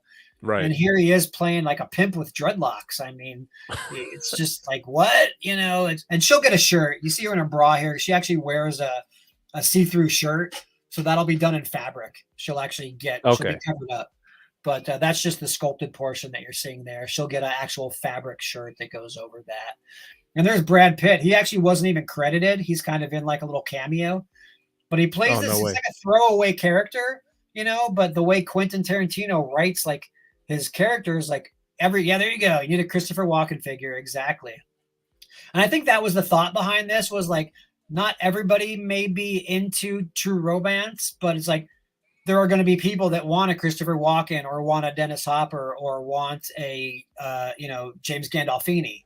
Mhm. So hopefully we'll be getting not only fans of true romance, but fans of these characters who've never been done before. You know, I don't think there is a Walken figure or a Gandolfini or a Dennis Hopper or even a Gary Oldman. I don't even know. Have there been Dracula figures? I don't think there's been any. Maybe maybe a Sirius Black. There might have been like a Harry Potter figure because he was in Harry Potter. Gary Oldman. Was Gary Oldman Commissioner Gordon Oh, you're right. There you go. in Yes. the Nolan verse? Yes, exactly. Yeah. Okay. So there probably were Yes. figures done then. There might- See, he's there such a might be one of them. chameleon. He's such a freaking Yeah. amazing actor that I forget that he was James Gordon because it's like Right. it's not someone you'd see him playing, you know. But he 'Cause crushes it.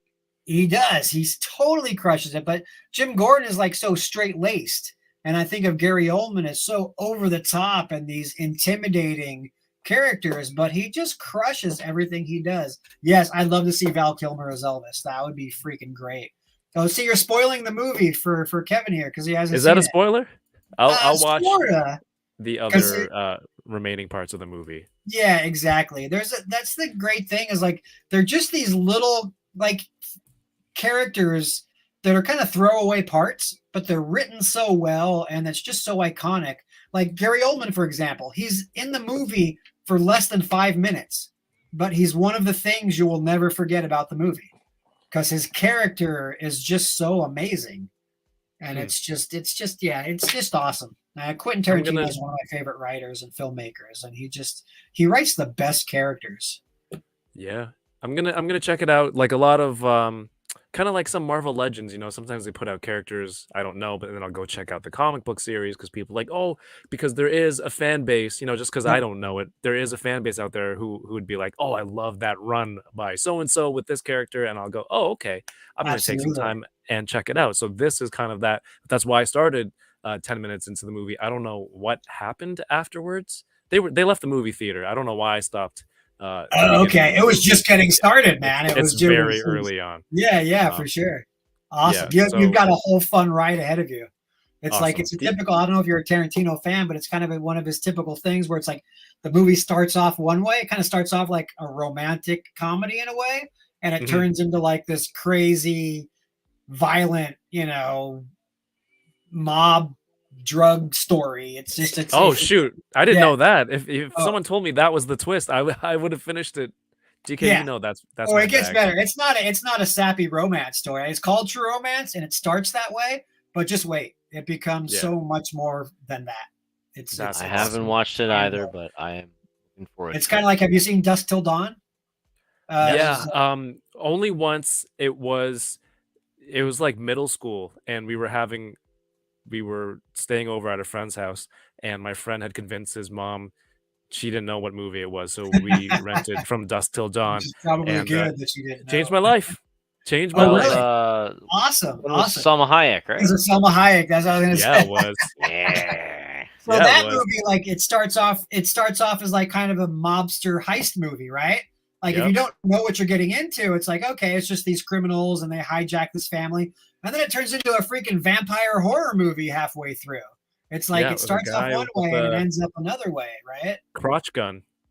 Yeah, exactly. Yes. Exactly. Like Cheech Marin and like all these Tom Savini and like all this craziness. And it's one of the brilliant things about Quentin Tarantino that he takes these unexpected turns and he turns like one movie into another movie, but it works. You know, exactly. Legendary Poser says Salma Hayek changed a lot of lives with that movie. She's still changing oh man, lives. That's iconic. That scene, definitely. Yeah, well, you can get her as an action figure with the Marvel Legends Eternals. There you go. Shout out to Salma not Hayek. quite as fun as the Santana or whatever her name was in that film. I forget, but yeah, I would love a figure of her from Dusk Till Dawn. That would be freaking awesome. I'm pretty sure you got the Marvel Legends head, and I'm pretty sure you can find a body. I don't Maybe know. Can you though? Can If you that find that some body pretty- anywhere? that I is don't know. true. that body. Let's just say, hopefully, maybe Jerry taps you on the shoulder. Hey, we got a Right. Dust Till Dawn line Dust or Till something. Dawn. Yeah, you That would never be know. cool. Yeah. Everybody go buy the True Romance figures when they come out next year, and then we can do more quirky, weird stuff. That's what I love. Besides the fact that it's one of my favorite films, like there's so much Star Wars, Batman, Marvel, and I love all that stuff. I'm a huge fan, Yeah. but there's a lot of it. So what I love working on in addition to that is the obscure stuff, is the True Romance and the other things that Yeah. either I haven't worked on before or haven't been toys before.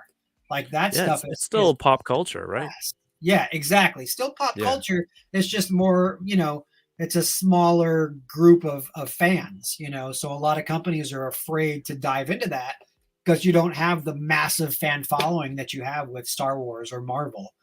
So you're taking a chance. It's a gamble. It's a huge gamble with these True Romance figures, but Mhm. Jerry feels there's enough fan base there, either with the movie itself or with the actors and characters, that it'll sell enough to warrant these action figures. So let's hope he's right, because I want to do more quirky, fun stuff that is unexpected. He's he's been doing this for a while. I think he has a good eye for it. Yeah. Exactly. He kind of knows what he's doing. I trust that guy definitely. That's a cool story to hear. I'll just wrap it up with this. I did sit in on a panel at San Diego Comic-Con, the Breaking into the Industry panel. I think I think Kyle was on that, wasn't he? Kyle Right? was on that. Yes. Yeah. Shout outs. You got to shout all shout outs from now on Absolutely. to Kyle. Shout-outs. But they're talking about, how do you make it into the industry, just maintaining your relationships and, who's willing to, drop your name when not in the room. So to hear that he's like, hey, he just called you up one day and said, hey, do you want to make True Romance? I'm like, okay, this kind of Oh, plays absolutely. into Well, I was already that working theme. for him. We were already doing a bunch of projects. Okay. Like at least half of the stuff in that Syndicate booth at Comic-Con, more than half, I designed. Like I worked on a beautiful. whole bunch of that stuff. Mm. I'm fortunate that I've known Jerry so long and he likes my design work, so me and the guy and Nelson and a couple other guys were his crew for designing all the stuff for Syndicate. So, but yeah, that's like you said, maintaining your relationships. I met Jerry back when he had Soda, and I don't think I did any work for Soda, but I did a lot of work when he owned PCS. And then, we've just been in contact all this time. And so when he was looking for designers for Syndicate, he called me up. He's like, hey, you want to do some work for me? I'm just like, absolutely. And it's just, it really is. I was talking to another buddy of mine who's teaching a class at CSUN, and he was talking about networking and how do you break into the industry, and then how do you network and grow your portfolio and your network. And it really is, for me at least, it's been a lot of word of mouth, and it's just do a good job. If you do a good job and you try your best and you do your best with every job, people are going to realize that, and they're going to tell other people. Kyle, for example, shout out to Kyle. I met him back at Cryptozoic, and he appreciated my work, and I stayed in contact with him, and he recommended me to Super 7. I didn't have any connections at Super 7 until Kyle started working there. And then when he recommended me for the Transformers artwork, that's how I got my foot in the door. And that was years ago, and they're still calling me up to this day. I just finished a job for them. And then the Transformers stuff led to Power Rangers stuff, led to Thundercat stuff. And, it's just, if you do a good job and you're a nice guy, you'll keep getting work. Like, work hard, don't be a dick. That's my advice to people. Nice. Yeah. No, I can get behind that. It's I mean, I'm assuming in the industry, it's such a niche thing that, a lot of people know pretty much all the people. So, gotta be nice, like you said, not be a dick. Exactly. Joe, again, first of all, thank you, Kyle, for Thank you, Kyle. kind of putting this together, but also showing me the artwork, Thanks, letting me know Kyle. who it is, so that I'm able to appreciate it. Joe, obviously, your work, I'm a big fan of it, and Thank you. it's really great. Obviously, it speaks for itself that you're able to get into these positions to make some really cool toys and give it some really great artwork, and the jumping off point for some really great pieces especially Kenobi for me. So that's awesome. Thank you so much for sharing your stories with us tonight. Where can people, apart from the Instagram that I have up here, where do you want people to go to, check out your stuff, things like that? Anything you have coming up you want people to know about? Um, unfortunately, as a part of the industry, I can't talk about anything I got coming up. Like I'm working on a bunch of cool stuff, but until the company themselves announce it, Hmm. I gotta keep it under wraps. So I get that question a lot. Like, what are you working on? It's like, well, I can't tell you what I'm working on. I mean, I can tell you like Right. some properties. Like I just finished a Transformers job. I just finished. I'm working on some Godzilla stuff for a client. That's a lot of fun. Like who it is, who it's for, and what it is, I can't tell you. I can tell you Oh, on of my course. but as far as finding me, Instagram is my main social media. It's just at Joe Allard. I do have a website, as you can see up on the screen. It's just designdevil.com. So you can see a lot of my work on Instagram, but there's other stuff online. You can learn a little bit more about me. I've got my resume up there. I've got more of a portfolio up there. And then I'm also on Facebook.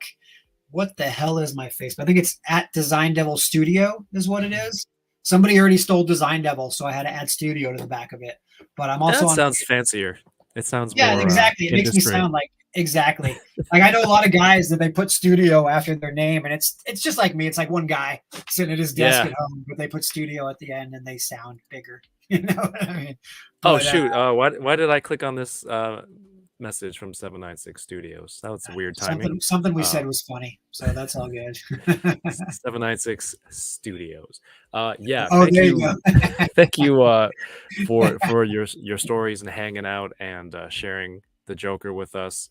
Um, Thank you for again, having me, man. I'm sorry I'm not. You got the sweet setup there. Obviously, it's because you got your show here, but it's like I want one of those top down cameras now, so I can show what I'm unboxing. And I need a well, light, and I need a microphone. I need all that crap because I uh, get requests, and I actually have another online friend that's been bugging me to be on his show, and I feel slightly guilty because he hit me up before you did, but our schedules just haven't lined up. And now that I'm on here, I'm like, crap. I'm like, sorry, dude. We'll make it work. I promise. just You tell know him that this was a test run so that you could figure out what you needed. exactly. That's the And when I'm spin. on his That's the spin. show, it will be better, more light, and maybe a better camera and microphone. I'll get it. I'll get my online game a little more dialed in. But thank you Well, for having me, man. It's a blast. I love talking about work, and I don't do it a whole lot unless I'm at conventions or whatever. So I really appreciate it, man. I appreciate you having me on here, and it's been a blast. thank You you. guys are a lot of fun to talk to. Thanks Thank a you. lot, Thanks Joe. for Like, being here.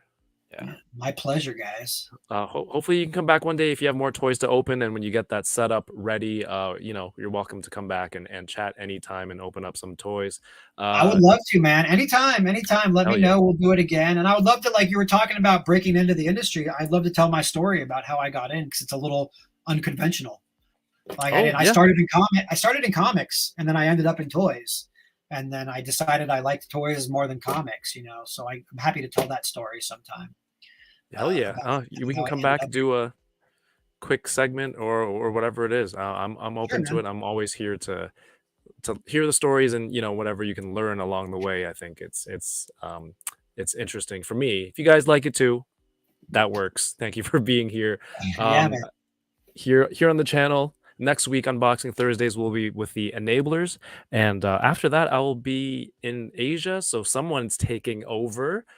So stick around for the channel. Last night, I did just a random podcast with Paul, Sun Young Lee, and Ryan Dole, who were all in town. Just a quick chat about toys and collecting and just geeky stuff here in the city. Go check that out. There's tons of footage from New York Comic Con. There's like 4 videos up right now, and I'm working on more along the way. If you want early access to that stuff, I do have a Patreon, patreon.com/toyingaround. Thank you so much for all these people who support. I got to shout them out really quick. Corey, Kayla, Rockmaker Collects, John Edwards, Alexander Eagleson, John, Dom Mujichiaro, Winger Lose, Dario, Toy Force, Rhea, 796 Studios, Yoko McCann, Mad Logic 44, Dave, Bertrand, Tommy K, Quinn Calling, Michael Hogan, Jade, The One Fist, Tyler, Panfred Nudo, Bad Force Grumps, Nightmare Nemo, Carl, Marie, Cornelius, John Takis, Aaron, and Carrie Fanti, who I haven't added the name yet. And once we hit 30, I'm going to send out those the first 30 gifts for people. And again, that's patreon.com/toyingaround. Joe, DK, I think that's a good time to wrap it up. Thank you so much. Guys. Thank you very much. Yeah, you. Cheers, everybody. Everybody have a Cheers. great night and keep Good night. toying around. Peace. Take care. Bye. Joe, do you have a song? Do you have a 15-second song we can do? You got to sing it though. Oh, hell no. 10 seconds. DK? Sing. No. Pass. All right, I don't know why.